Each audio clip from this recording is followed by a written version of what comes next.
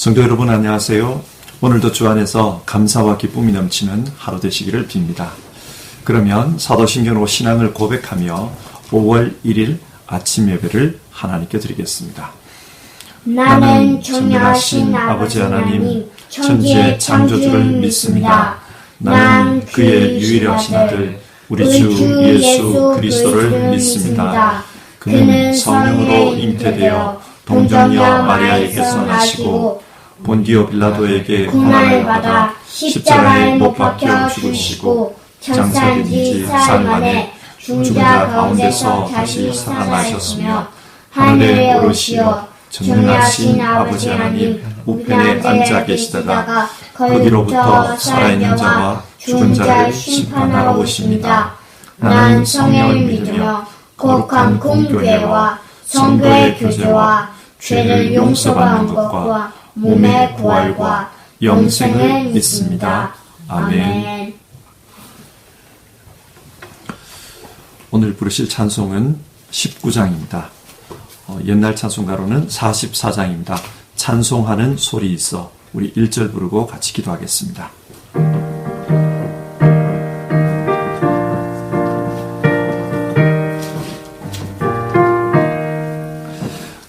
찬송하는 소리 있어 사람 기뻐하도다. 하늘 아버지의 이름 거룩거룩하도다. 세상 사람 찬양하자. 거룩하신 하나님께 할렐루야 할렐루야 할렐루야 아멘. 기도하겠습니다.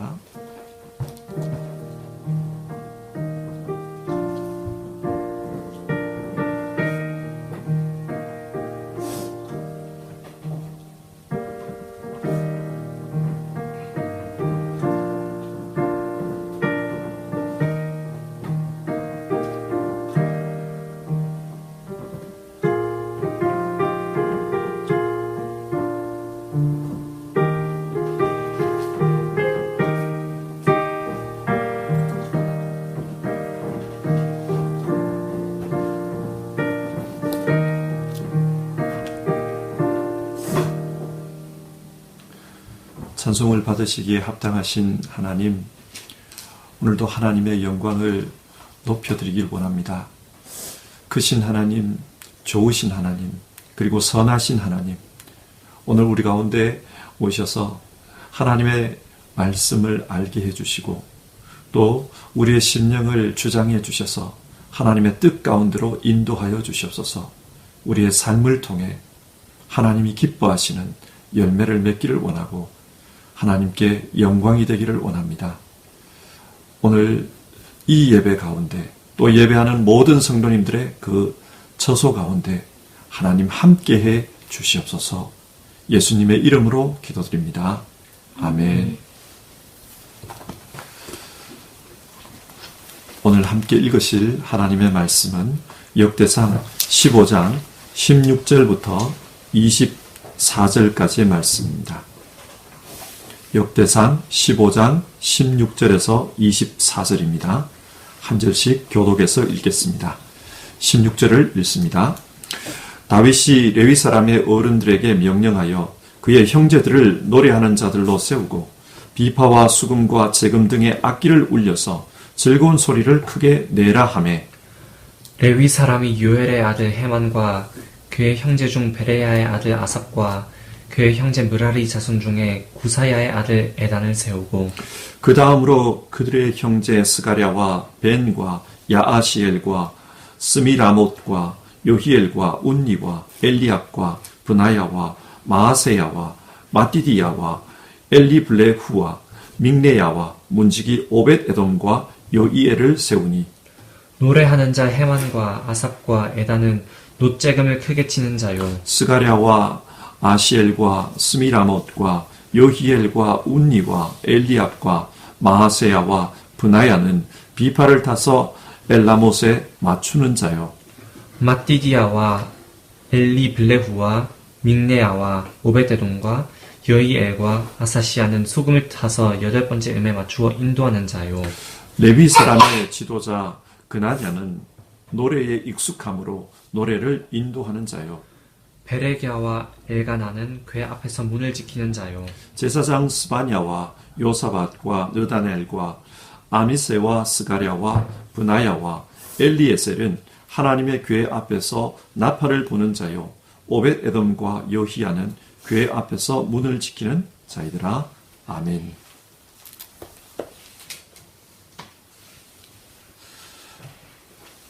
역대상 15장에는 다윗이 언약궤를 옮겨오기 위해 준비하는 내용이 기록되어 있습니다. 어제 살펴본 말씀에서는 언약궤를 가져와서 안치할 장소를 준비했습니다. 그리고 언약궤를 운반할 레위인들도 준비했습니다. 그리고 이어서 오늘 본문에서는 언약궤를 옮겨올 때 하나님을 찬양할 찬양대를 준비합니다. 그런데 이런 질문을 한번 해봅시다. 언약궤를 옮겨오는데 왜 찬양대를 준비하라고 명령합니까? 이 문제는 다윗이 하나님을 어떻게 이해하고 있었는가 그것과 연관이 있습니다.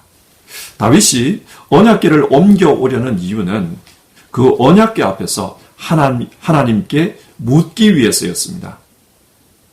그런데 하나님께 묻는다. 이것이 의미하는 바가 있습니다. 무엇입니까? 모든 것의 최종 결정권은 하나님께 있다. 다윗은 그렇게 생각하는 것입니다. 하나님을 이스라엘의 왕으로 인정하고 있습니다. 그래서 그 왕이신 하나님의 임재를 상징하는 언약궤를 가지고 오는 것을 왕의 입성식으로 이해합니다. 예루살렘은 왕의 도성입니다. 그 왕의 도성에 진짜 왕이신 하나님께서 들어오는 것입니다. 시편 22편 3절의 말씀입니다. 이스라엘의 찬송 중에 계시는 주여, 주는 거룩하시니이다. 하나님은 찬송 중에 거하시는 분입니다. 그래서 찬양대를 통해 하나님께 영광을 돌리고자 합니다. 자, 그러면 하나님께 영광을 돌리기 위해 무엇을 또 어떻게 해야 합니까? 오늘 성경 말씀을 보면서 우리 함께 생각해 봅시다. 먼저 16절을 보겠습니다. 다윗이 레위 사람의 어른들에게 명령하여 그의 형제들을 노래하는 자들로 세우고 비파와 수금과 재금 등의 악기를 울려서 즐거운 소리를 크게 내라 하매. 여기서 노래하는 자는 성가대를 의미할 것입니다. 비파와 수금은 오늘날의 현악기를 가리킵니다. 그리고 재금은 타악기고 24절에 보면 나팔 부는 자가 나오는데 관악기 연주자들입니다. 오케스트라이죠. 이들이 어떻게 하나님께 영광을 돌립니까? 하나님께 받은 각자의 재능으로 하나님께 영광을 돌립니다. 예수님은 제자들에게 달란트 비유를 가르쳐 주셨습니다. 이 비유는 예수님이 승천하셨다가 다시 재림할 때까지 이 땅에 남아있는 제자들은 어떻게 살아야 하는가, 그것을 교훈하는 비유입니다. 제자들은 각기 받은 재능으로 하나님께 영광을 돌려야 한다. 그렇게 말씀합니다. 여기서 중요한 것은 모든 사람들이 하나님으로부터 달란트를 받았다는 것입니다. 어떤 사람은 5, 어떤 사람은 2, 어떤 사람은 1. 그리고 하나님께서 심판할 때 2달란트를 주시고서는 너는 왜 5달란트를 받은 자처럼 그렇게 많은 것을 남기지 않았느냐, 그렇게 말씀하지 않는다는 사실입니다. 무슨 말입니까? 하나님은 나눠주신 달란트대로 그렇게 심판하십니다. 예를 들어 베드로와 요한이 성전에 기도하러 갔습니다. 그때 성전 미문에 앉아 구걸하고 있는 장애인을 보았습니다. 그 사람은 태어날 때부터 장애인이었습니다. 그 사람을 보고 베드로가 다가가서 이렇게 말합니다. 은과 금은 내게 없으나 내가 있는 것을 그대에게 주노니 나사렛 예수의 이름으로 일어나 걸으시오. 여러분, 예수님께서 베드로와 요한에게 주신 달란트가 무엇입니까? 나사렛 예수의 이름으로 말미암는 권능입니다. 그래서 그 권능으로 일하기를 원하시지 주시지도 않은 은과 금으로 일하지 않았다고, 그의 실제적인 돈을 주지 않았다고 그렇게 책망하지 않습니다. 하나님은 주신 재능을 통해, 은사를 통해, 달란트를 통해 하나님을 섬기기를 원하십니다. 이것이 우리가 하나님께 영광을 돌리는 방법입니다. 그런데 실제 삶을 들여다보면 사람들은 하나님이 주신 달란트로 사는 것보다 어느 달란트가 더 가치 있는 달란트인가, 그것을 비교하고 그 비교한 것을 가지고자 하는데 관심이 있습니다. 예를 들어 민수기 12장에서 아론과 미리암이 모세를 비방하는 그 사건을 한번 생각해 봅시다. 아론과 미리암이 모세를 비방하는 이유는 구스 여인을 아내로 맞이했다는 것 때문입니다. 구스는 일반적으로 오늘날의 에티오피아를 가리킵니다. 그래서 혹자는 모세가 원래 아내인 시뿌라를 놔두고 에티오피아인 첩을 뒀다, 그것 때문에 아론과 미리암이 비방했다, 그렇게 해석합니다. 하지만 많은 신학자들은 그렇게 해석하지 않습니다. 미디안 땅에도 구스라는 구체적인 지명이 있습니다. 따라서 본문이 말하는 구스 여인은 모세의 아내 시보라를 가리킨다고 해석합니다. 그러면 아론과 미리암이 왜 모세를 비방합니까? 이방인 여인과 결혼한 것, 그것 때문이 아닙니다. 실제 이유는 다른 데 있습니다. 그때에 이들이 이런 말을 합니다. 하나님께서 모세와만 말씀하셨느냐, 우리와도 말씀하시지 않았느냐. 무슨 말입니까? 자신들도 하나님의 말씀을 듣는 선지자라는 것입니다. 그런데 왜 모세만 이스라엘의 지도자가 되어야 하느냐? 하나님의 말씀을 듣는 우리도 지도자 역할을 할 수 있지 않느냐? 그 말입니다. 그러니까 일종의 권력 다툼입니다. 그리고 그 권력 다툼에서 모세의 지도권을 흠집내기 위해서 모세는 이방인 출신 아내를 두고 있다, 그걸 문제 삼는 것입니다. 여러분, 이때 하나님께서 아론과 미리암에게 뭐라고 말씀하십니까? 너희는 나의 말을 들으라. 너희 가운데 예언자가 있으면 나 주가 환상으로 그에게 알리고 그에게 꿈으로 말해줄 것이다. 그러나 나의 종 모세는 다르다. 그는 나의 온 집을 충성스럽게 맡고 있다. 무슨 말입니까? 하나님께서 주신 달란트가 다 다르다는 거예요.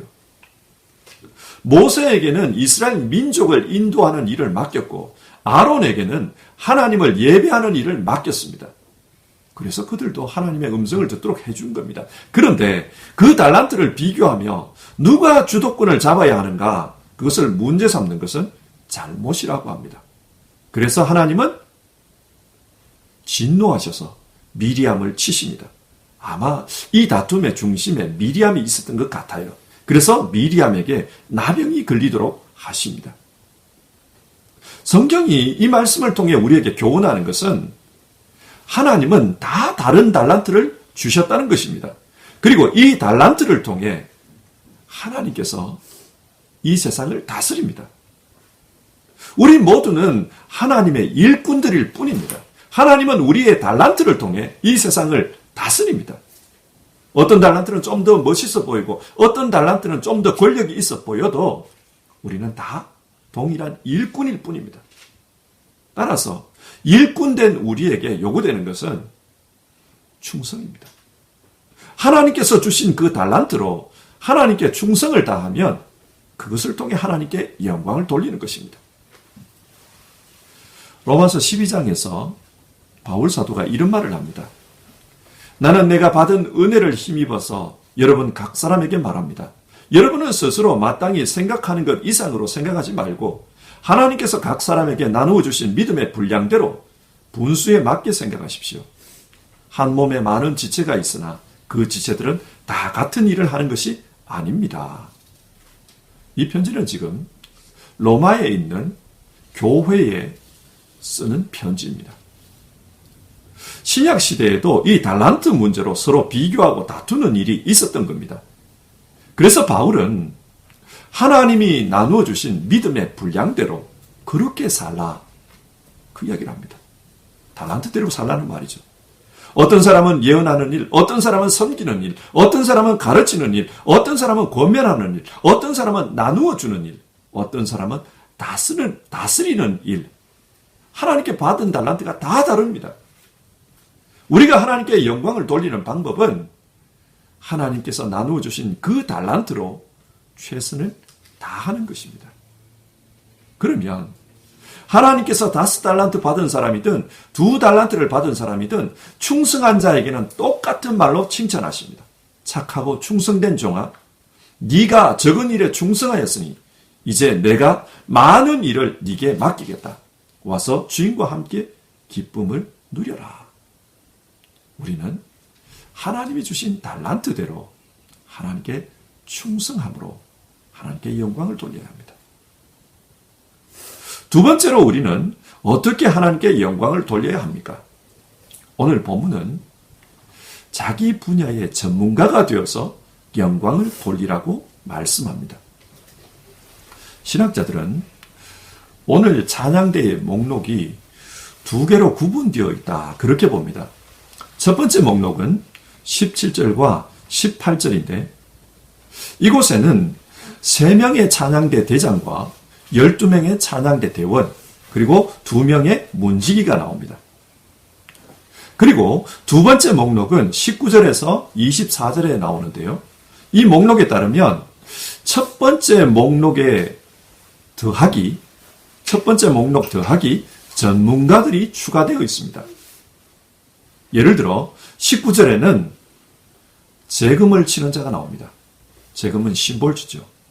그리고 20절에는 알라모트에 맞추어서 비파를 타는 사람이 나옵니다. 현악기입니다. 그런데 알라모트가 무엇인가? 정확하게는 알 수 없지만 그 당시 사용하던 전문 음악 용어인 것 같습니다. 알라모트는 문자로 보면은 젊은 여자를 의미하는 알마의 복수형입니다. 그러니까 여성들이 노래하는 그 음색을 뜻하는 전문 용어인 것 같아요. 아마도 현악기가 그 음색이 높지 않습니까? 고음이지 않습니까? 그러니까 현악기를 가지고 여성들의 소리에 가까운 고음을 내는 기술, 그 기술을 의미하는 것 같아요. 그리고 21절에는 8째 음에 맞추어 수금을 타는 사람들, 그 사람들이 소개되고 있습니다. 여기서 8째 음이란 쉐미니트라는 히브리 말인데요. 이것이 한 옥타브를 의미하는지 어떤 것인지는 모르겠습니다. 그러나 분명한 것은 그 당시의 음악 용어입니다. 그 음악 용어에 따라서 수금을 타는 사람, 즉 전문가를 의미합니다. 그리고 22절에는 노래에 익숙한 사람 그다냐가 나옵니다. 여기서 노래란 히브리어로 마사인데 이 마사는 동사로 해석하면은요, 높이다, 들어 올리다, 그런 의미가 있습니다. 명사로는 노래지만 동사로 해석하면 높이다, 들어 올리다, 그런 의미가 있어요. 그러니까 그냐나는 아주 고음 발성을 잘하는 그런 전문가였던 것으로 보입니다. 소리를 높이는 사람, 고음을 들어 올리는 사람, 그런 사람이었던 것으로 보입니다. 그래서 이분이 노래를 인도하는 사람이 되었다, 그렇게 말합니다. 자, 이런 표현들을 볼 때 다윗은 각 분야의 전문가를 찬양대 대표자로 임명해서 하나님의 일을 하겠습니다. 무슨 말입니까? 하나님께 찬양으로 영광 돌리는 일, 그 일을 자기의 전문성을 가지고 하도록 했다는 말입니다. 그러니까 우리 역시도 우리가 하고 있는 일에서 전문성을 가짐으로 하나님께 영광을 돌려야 된다, 그 말씀입니다. 흔히들 장인이라는 표현을 쓰지 않습니까? 한 분야에서 오랫동안 숙련되어서 전문가가 된 사람입니다. 이런 장인이 되어서 그 전문성을 가지고 하나님께 영광을 돌리라. 예를 한번 들어봅시다. 애굽의 총리가 되었던 요셉을 한번 생각해 봅시다. 하나님께서 요셉에게 특별한 재능을 주셨습니다. 그는 꿈을 해석하는 능력이 있었습니다. 이것은 노력해서 얻은 게 아니에요. 하나님께서 주신 달란트입니다. 근데 여러분, 이 재능으로 요셉은 애굽의 총리에 발탁이 되었습니다. 왕이 자신의 꿈을 해석하는 이 요셉을 보면서 총리로 발탁한 거죠. 달란트로 그 자리에 오른 겁니다. 그런데 총리가 된 이후에 전문성이 없었다면 요셉이 어떻게 나라를 다스렸을까요? 애굽은 그 당시에 최강의 강대국입니다. 가장 큰 나라입니다. 그 큰 나라를 어떻게 30대의 청년이 경영할 수 있었을까요? 나라가 좋을 때는 괜찮습니다. 그런데 7년 기근, 즉 오늘날로 말하면 나라의 경제가 불황에 빠진 그때 어떻게 전문성이 없다면 나라를 경영할 수 있었겠습니까? 우리는 성경을 읽으면서 하나님이 은혜를 주시는 장면을 많이 봅니다. 그래서 그런 은혜만 주시면 내가 공부하지 않아도 시험 칠 때 하나님의 신통력이 역사할 것처럼 그렇게 생각합니다. 아무 공부를 안 해요. 그런데 하나님께서 내게 영감을 주셔서 답을 다 맞출 수 있도록 해주신다. 그런 생각을 해요. 하지만 이 세상 전체를 경영하시는 하나님께서는 우리의 전문성을 통해서 이 세상 경영하시기를 원하십니다. 다니엘을 보십시오.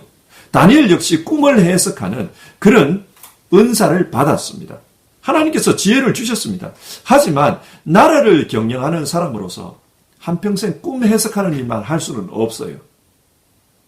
그는 나라를 경영하면서 경제는 어떻게 해야 되고 국방은 어떻게 해야 되고 교육은 어떻게 해야 되고 그런 여러 분야의 전문성이 요구되었을 것입니다. 이런 전문성은 노력을 하고 노하우를 쌓아야만 얻어지는 겁니다. 하나님께서는 우리의 이런 노력의 결과로서의 전문성을 통해 하나님의 영광이 나타나기를 원하십니다. 신앙생활에도 마찬가지입니다. 우리가 한 분야에 10년을 머물렀다면 적어도 그 분야의 전문가가 되어야 합니다. 그게 옳습니다. 그런데 이 신앙 문제만큼은 그렇지 못한 경우가 많아요. 10년 동안 교회에 다녔지만 성경을 잘 모르는 경우가 꽤나 있습니다. 이번 코로나 사태로 한국에서 신천지가 문제가 되었습니다. 그래서 언론에서 신천지를 많이 거론했죠. 그 가운데 과거에 신천지에서 아주 중요한 직책을 맡았던 분이 지금은 신천지에 빠진 사람들을 구해내는 일을 하는 그런 분의 내용이 소개되었습니다. 이분은 20대 초반부터 신천지에 빠졌습니다. 그리고 그곳에서 신천지 교리를 정립해가는 그런 일을 했다고 합니다. 신천지 교회의 목사였어요. 그런데 이분이 20년 넘게 그렇게 살다가 신천지를 떠나야 되겠다. 그렇게 생각한 계기가 있었다고 합니다. 그것은 성경 해석의 문제였습니다. 신천지는 요한계시록을 많이 강조하는데 어느 날 이분이 요한계시록을 영어 성경으로 읽게 되었다는 겁니다. 그리고 영어 성경을 읽다 보니까 자기가 아는 것과는 전혀 다른 주장을 하고 있다. 그걸 발견했어요. 지금도 신천지는 그 옛날 한글 개혁 성경 그것만을 고집합니다. 이만희 씨의 요한계시록 해석은 그 한글 개혁 성경의 번역과 또 그 번역이 주는 뉘앙스로 말미암는 오해가 굉장히 많다. 그렇게 주장했습니다. 이분은 한글 성경을 읽고 그런 줄 알았다는 거예요. 근데 영어 성경으로 읽어보니까 전혀 다른 뜻이더라. 이만희 씨가 억지 해석을 했다. 그걸 발견했다는 겁니다. 이게 한두 개가 아니었다는 거예요. 그래서 이분은 신천지를 나와서 다시 신학을 공부하고 그래서 그 신천지로부터 사람들을 구해내기 위해서 이단 퇴치 운동을 벌이고 있다고 했습니다. 신천지에는 오랫동안 교회 다닌 사람들이 많이 빠져요. 왜 거기에 빠질까요? 오랫동안 교회 다녔지만 성경 해석에 있어서 전문성이 떨어지는 겁니다. 성경을 제대로 모르는 겁니다. 그러다 보니 말도 안 되는 그런 주장에 넘어가는 경우가 많다는 겁니다. 하나님 말씀에 대해서도 우리가 전문성을 가질 수 있었으면 좋겠습니다. 우리가 믿는 신앙 교리에 대해서도 우리가 좀 더 깊이 알았으면 좋겠습니다. 정말 깊은 데로 가서 그물을 던지라. 그 비유처럼, 그 말씀의 그 비유처럼 우리의 신앙이 좀 더 깊어지고 좀 더 깊은 그런 깊이를 가지고 하나님을 믿을 수 있었으면 좋겠습니다. 그래서 전문성을 가지고 하나님께 영광을 돌릴 수 있었으면 참 좋겠습니다. 마지막입니다. 오늘 본문에는 오벳 에돔의 이름이 여러 번 걸쳐서 나옵니다. 18절에서는 찬양대의 한 사람으로 나오고 21절에서는 수금 연주자로 나옵니다. 그리고 24절에서는 언약궤를 호위하는 문지기로 나옵니다. 오벳 에돔은 한 사람이지만 여러 일을 맡았던 것 같아요. 근데 여러분, 성경은 왜 오벳 에돔의 이름을 이처럼 반복해서 기록할까요? 이 사람은 어떤 지도자가 아닙니다. 그럼에도 불구하고 계속 반복해서 기록합니다. 신학자들은 오벳 에돔이 가드 사람이었기 때문이다. 그렇게 설명합니다. 역대상 13장 13절은 오벳 에돔을 가드 사람으로 소개합니다. 가드는 블레셋의 5 성읍 중 하나입니다. 그러니까 블레셋 출신이라는 거죠. 그런데 오늘 본문을 보면은 오벳 에돔이 레위인의 명단에 그 이름이 기록되어 있습니다. 그러면 이런 질문이 제기됩니다. 오벳 에돔은 블레셋 사람일까? 아니면 유대 레위 출신일까? 어떤 신학자는 13장에 나오는 가드 사람이라는 말을 가드에 살았던 유대인이라고 해석합니다. 원래는 유대 사람인데 유대인 출신의 레위 지파인데 그런데 가드에 가서 살았다. 그렇게 설명합니다. 그러니까 그가 15장에서 레위인으로 등장해도 이건 이상한 게 아니다. 그렇게 해석합니다. 그런데 13장을 꼼꼼하게 읽어보면 이 해석은 설득력이 떨어집니다. 당시 오벳 에돔은 가드에 살지 않았습니다. 이스라엘 땅 기럇 여아림에 있던 언약궤를 예루살렘으로 옮기다가 사고가 나서 오벳 에돔의 집에 모셨던 겁니다. 그렇다면 그는 이스라엘 땅 기럇 여아림과 예루살렘 중간 어딘가에 살고 있었습니다. 가드 사람이 아닙니다. 그런 사람 앞에 가드 사람이라는 표현을 붙였다는 것은 이 사람의 혈통이 가드 사람이라는 뜻입니다. 그리고 이 언약궤와 관련해서 훗날 레위인으로 편입이 되었을 것이다. 많은 신학자들은 그렇게 해석합니다. 이렇게 보면 이 해석에 따르면 오벳 에돔은 하나님의 은혜를 경험한 사람입니다. 하나님 백성 아닌 사람이 하나님 백성이 된 것입니다. 하나님을 섬기는 것과 상관없이 살던 사람이 하나님을 섬기는 강권적인 은혜로 하나님을 섬기는 레위인이 된 것입니다. 여러분, 성경이 이 사실을 통해 무엇을 말하려고 합니까? 오벳 에돔의 이름은 찬양대에 들어가 있어요. 찬양대는 하나님을 높이는 일을 하는 사람입니다. 그를 통해서 하나님께 영광을 돌립니다. 그런데 어떻게 하는 것이 하나님께 찬양하는 것이고 어떻게 하는 것이 하나님께 영광을 돌리는 것입니까? 오벳 에돔처럼 하나님께 받은 그 은혜를 기억하고 그 은혜에 응답하며 사는 것입니다. 그게 하나님께 영광을 돌리는 것이라는 말입니다. 성경에는 이런 사람이 많이 나옵니다. 여리고성의 기생 라합을 보십시다. 모압 여인 룻을 생각해 보십시다. 이들은 하나님의 백성이 아니었지만 하나님의 은혜로 하나님의 백성이 되었고 또 하나님의 은혜로 메시아의 조상이 되었습니다. 어떻게 이런 일이 가능했습니까? 하나님이 주신 은혜에, 그 은혜에 믿음으로 응답했기 때문입니다. 우리 역시 육신적으로 생각해 보면 하나님 나라와 상관이 없었던 사람입니다. 영적으로 생각해 봐도 우리는 죄 가운데 살던 죄인이었습니다. 그런데 하나님의 십자가 은혜로 하나님의 자녀가 되었고 왕 같은 제사장이라 불림을 받게 되었습니다. 그래서 하나님을 섬기는 사람이 되었습니다. 우리 역시 우리를 구원해 주신 하나님, 우리의 신분을 바꿔 주신 하나님, 하나님 자녀 삼아 주신 그 은혜를 기억하는 것이 중요합니다. 그리고 그 은혜에 응답하며 사는 것이 하나님께 영광을 돌리는 길이다. 성경은 우리에게 그것을 말씀합니다. 자, 오늘 말씀을 정리하겠습니다. 우린 모두는 하나님을 왕으로 섬기는 하나님 나라의 사람들입니다. 그래서 우리 역시도 오늘 하나님을 왕으로 높이는 이 찬양대원처럼 하나님께 영광을 올려드려야 합니다. 근데 어떻게 영광을 올려드립니까? 우리에게 주신 그 달란트를 통해서 또 우리가 그 분야에서 전문성을 가짐으로써 뿐만 아니라 우리에게 베풀어 주신 그 은혜에 응답함으로써 하나님께 영광을 돌려드려야 한다. 오늘 그렇게 말씀 나눴습니다. 하루의 삶을 시작하면서 하나님께서 우리에게 베풀어 주신, 나누어 주신 달란트를 생각해 봅시다. 그리고 내 인생을 그 달란트를 가지고 그 분야에서 좀 더 깊이 살자, 좀 더 전문가가 되자. 그래서 하나님께 영광을 돌리자. 그렇게 결심해 봅시다. 뿐만 아니라 지금까지 우리가 살아온 삶들을 돌아보면서 하나님의 은혜를 기억해 봅시다.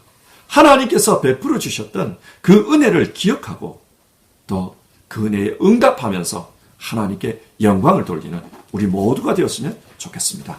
함께 찬송하고 기도하겠습니다. 찬송가 301장입니다.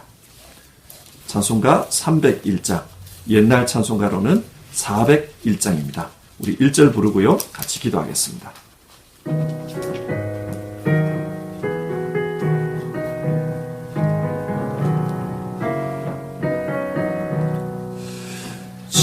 지금까지 지내온 것 주의 크신 은혜라.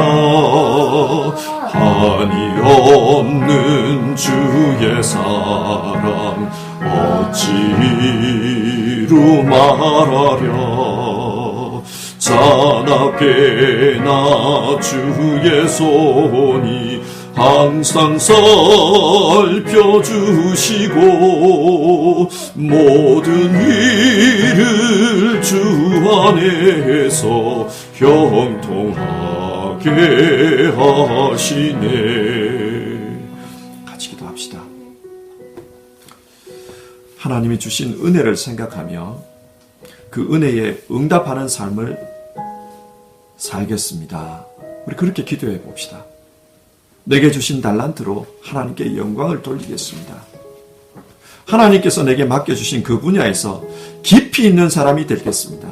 그리고 내 신앙에 있어서도 깊이 있는 사람이 되겠습니다. 나를 통해 하나님의 나라가 풍성해지기를 결심하면서 우리 기도하고 하루를 시작해 봅시다. 기도하겠습니다.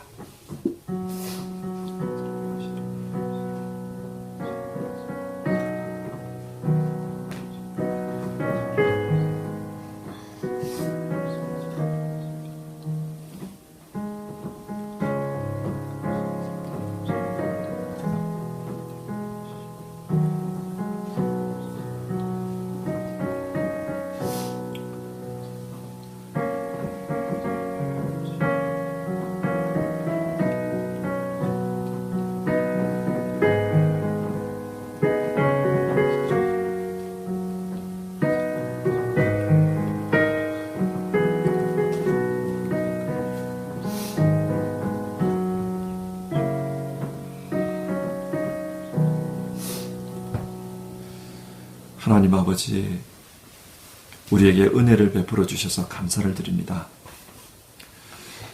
하나님 백성 아닌 우리를 하나님 백성 삼아 주시고 하나님 자녀 아닌 우리를 하나님 자녀 되게 해주셔서 감사합니다. 예수 그리스도의 십자가 은혜로 우리가 하나님 백성 되고 하나님 나라 사람 되어서 그렇게 살게 해주신 것 감사합니다. 하나님, 지금까지 지내온 일들을 생각해보면 구비구비마다 하나님의 은혜의 흔적들이 있습니다.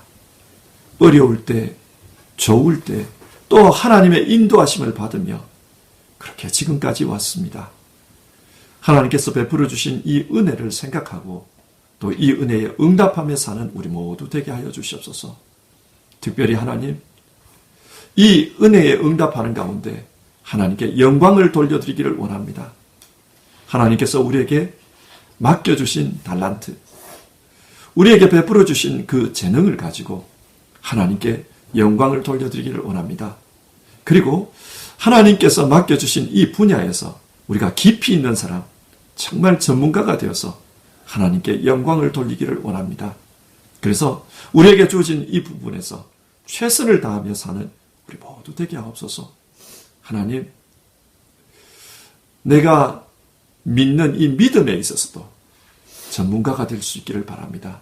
하나님께서 주신 이 성경 말씀에 대해서도 우리가 깊이가 있고 전문성이 있는 사람들 되기를 원합니다.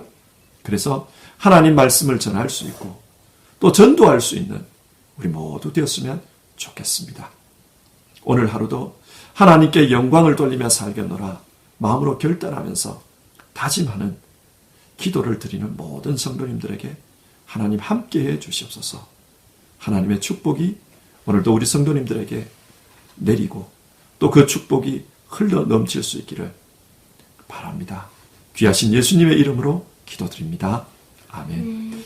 하늘에 계신 우리 아버지, 아버지의 이름을 거룩하게 하시며 아버지의 나라가 오게 하시며 아버지의 뜻이 하늘에서와 같이 땅에서도 이루어지게 하소서. 오늘 우리에게 일용할 양식을 주시고 우리가 우리에게 잘못한 사람을 용서하여 준 것 같이 우리 죄를 용서하여 주시고 우리를 시험에 빠지지 않게 하시고 악에서 구하소서. 나라와 권능과 영광이 영원히 아버지의 것입니다. 아멘.